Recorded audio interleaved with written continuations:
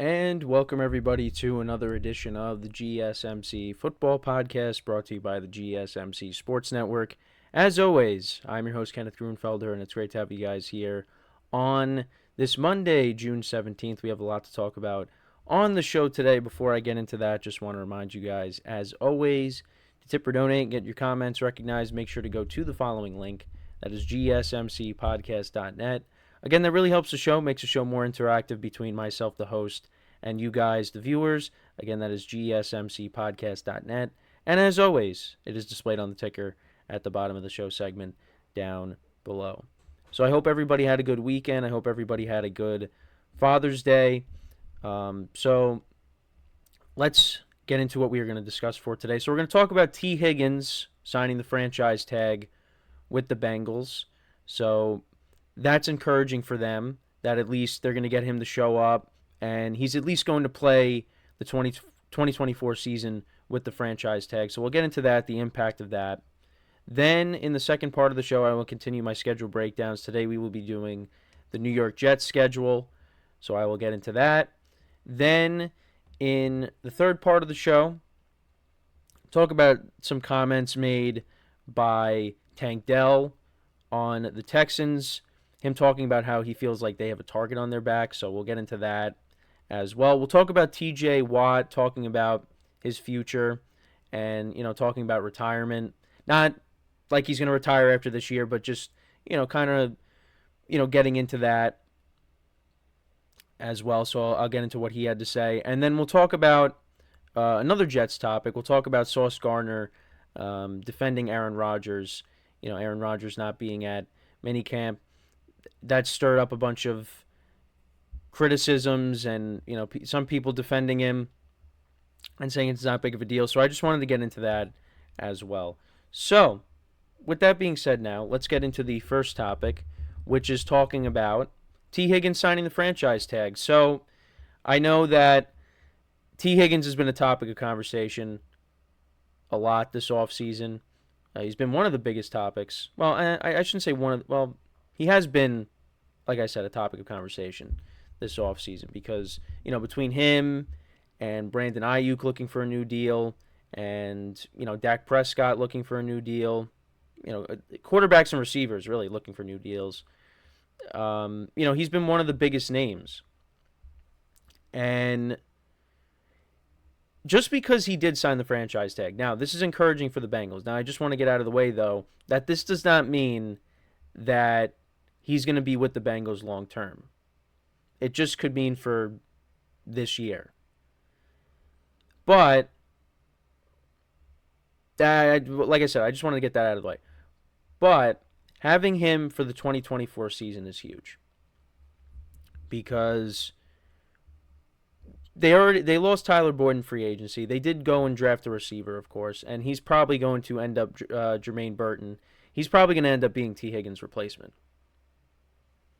And T. Higgins is eventually going to leave and go somewhere else and get a long-term deal elsewhere. But, yeah, this is kind of like, the Bengals' last shot, at least with T. Higgins. Because, Jamar Chase is going to have to get paid at some point. They're going to prioritize that. Joe Burrow now has company with Trevor Lawrence being the highest paid quarterback, in terms of, annual salary, being paid $55 million a year. So you got him set. But, yeah, now you got to pay Jamar Chase. And the Bengals are not going to have, two receivers, making big money, against the salary cap. They're just not. It just doesn't seem like that's going to end up happening. T. Higgins has a number and they have a number. But it doesn't seem like that's going to end up happening, where they're going to meet in the middle and T. Higgins is going to be around. But T. Higgins is, he's not a top 10 receiver, but, I guess, top 15 maybe. But he is, he's one of the best number twos, because that's what he is. He can be a number one on teams, but he is one of the best number two wide receivers in the NFL. Because obviously the number one receiver on the team is Jamar Chase. And that's why the Bengals, it seems like they're prioritizing signing him to a long-term deal over T. Higgins.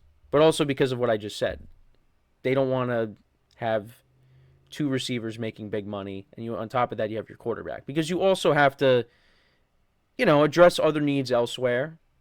And if you're paying two wide receivers big money, yeah, it's going to be kind of difficult to address other needs with your team.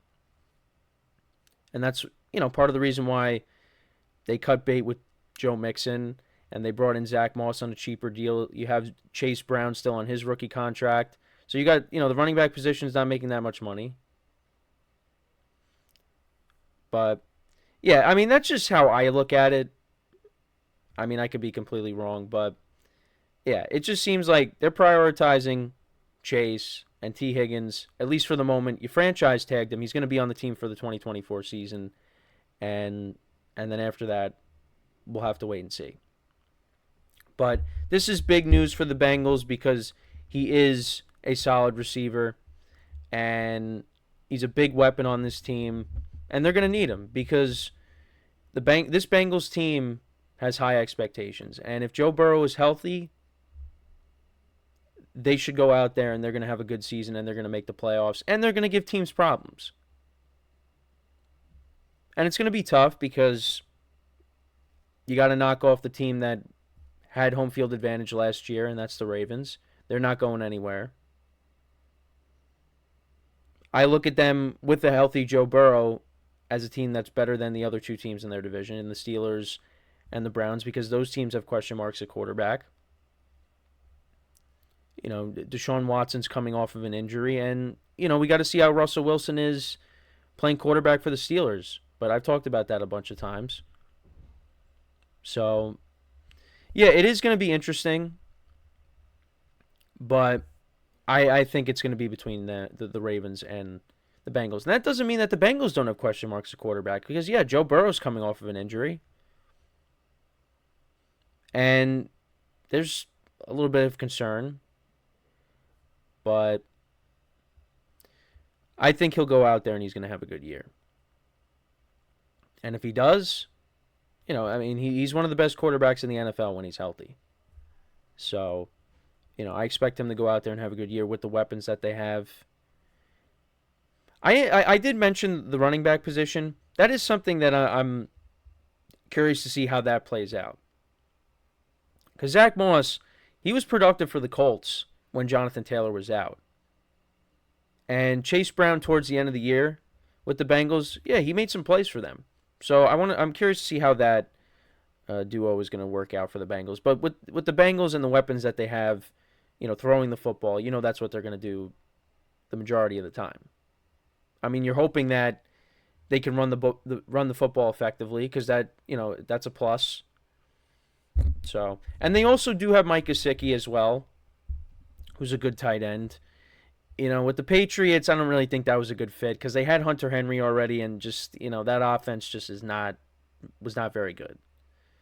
Now you step into a good situation where, yeah, you got a team that loves to throw the football. They got weapons. They got very good pass catchers, and I think Gesicki could fit in well there. So, but back to T. Higgins though.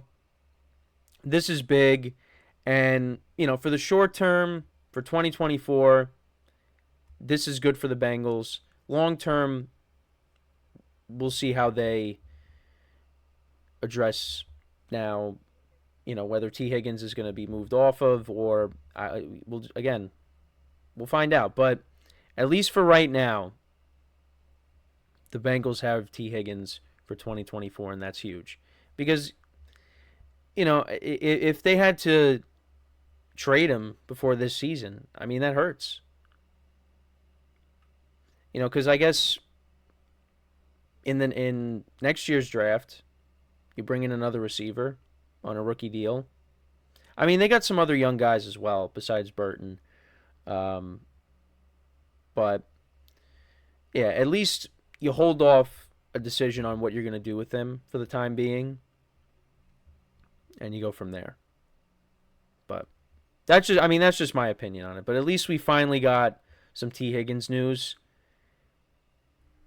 Whether he was going to get traded. I mean, I didn't think he was going to get traded before the season. I think he was going to stick around. But at least we got news on that. So, And then after 2024, he's probably going to go elsewhere.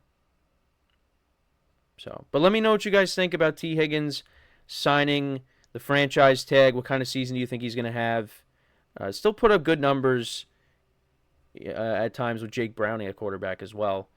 I mean, the Bengals, he was injured last year, I believe. Burrow, of course, got hurt. The Bengals are looking to have a healthy 2024 season. And if they do, they're going to be one of the best teams, or at least one of the best offenses in the NFL. Like I said, they're going to battle. They're going to be battling it out with the Ravens for the top of the division, in my opinion. So with that being said, we're going to take our first break of the show, and when we come back, we will discuss the Jets' schedule for 2024. I'll go over that, give you my early win-loss predictions for them, and that is what we will do when we come back from our first break of the show.